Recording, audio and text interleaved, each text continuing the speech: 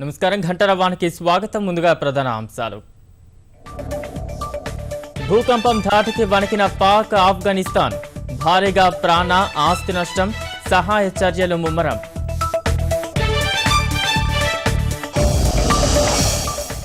ఉలిక్కిపడిన ఉత్తర వాయువ్య భారతం, ప్రకంపనల భయంతో పరుగులు తీసిన జనం.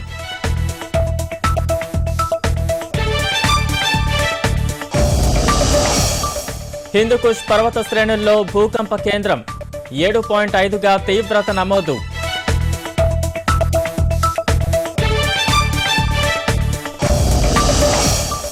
కందిపప్పు అక్రమ నిల్వలపై దాడులు తీవ్రతరం, యథాతథ ధరలకే రేషన్ ద్వారా అందిస్తామన్న మంత్రి ఈటెల.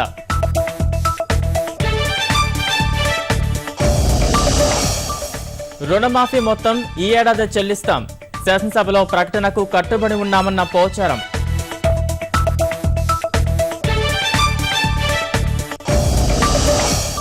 ప్రాణహిత ఎత్తుపై తెగని పంచాయతీ, 148 మీటర్లకు మించితే ఒప్పుకోమన్న మహారాష్ట్ర.